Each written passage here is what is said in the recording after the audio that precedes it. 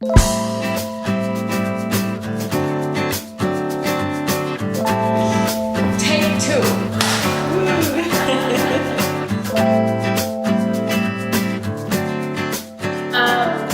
Welcome everyone. This is the third episode of Coffee with Kassi. We're here at Dolce Sicily Cafe, drinking coffee and eating lovely cannolo. I'm here with Filomena Kaguako from enhancewhatyours.com, and I'm really happy that I get to introduce you all to Filomena, which is a very good friend of mine, but she's also been in the public eye lately with a few interesting articles that she has been writing about, and we just want to know a little bit more about that and the why behind it. So before we get to talk about these topics, we've known Filomena as a health and beauty blogger, and I would be very intrigued to know what made you change content and shift into a more interesting type of content that people would really want to read and talk about. Okay, so I don't necessarily feel that it was something that happened overnight. Because like anything, any change, it takes time. So I just feel like with my blog, I started off as like a beauty and health blogger. Like not a lot of people know that. I started off as spelloutbeauty.com.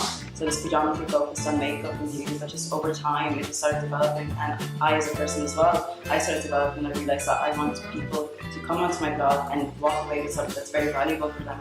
I don't want to be talking about like, you know, hairbrushes or mascara. I want them to read it and just walk away with something valuable and just know that, you know, they're gonna take something. Yeah. So through the new content that you have created, we've seen you creating a new YouTube channel, writing all these different sex-related articles in your enhancewhatyours.com. There was a lot of discussion about it, and there was a lot of negativity as well on different social pages. It feels that you made people feel awkward discussing about these topics. Why do you think this was the case? Why people felt awkward and they felt that they had to put all this negativity out?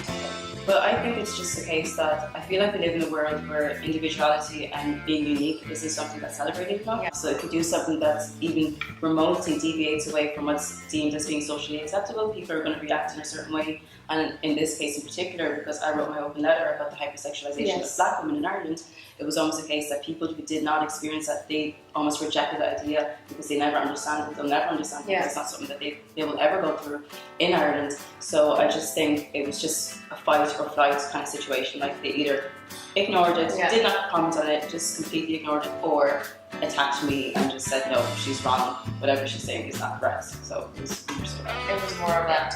And so I just said before, we've seen you all over the news lately. You've been on Irish magazines, Irish radio, you've been on UK newspapers about talking about your open letter. That was a lot of publicity coming to you, like from, you know, in 24 hours, like you were in the public eye, and there was a lot of negativity, as I said before. How did you manage all this publicity, and how did Filomena felt when all this negativity came to you?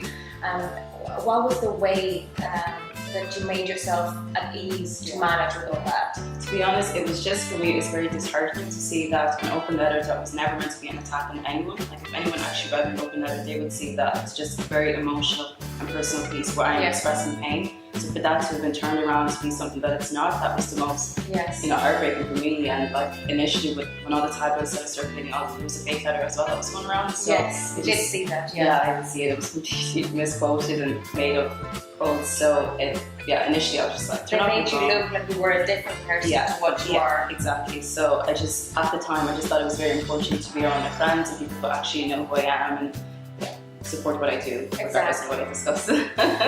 So many people are looking at you at the moment. You are in the public eye, and they're very intrigued of what you're trying to achieve with this new project of yours.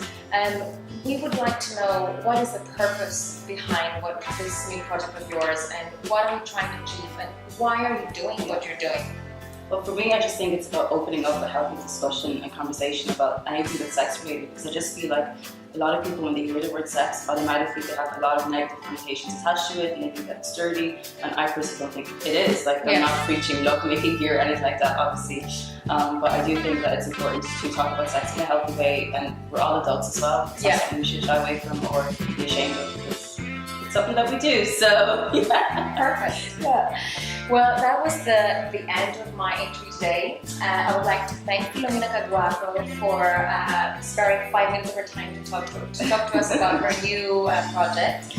And also I'd love to thank Dolce Sicily Cafe for having us today. Thanks everyone, and don't forget to subscribe. Thank you. Bye.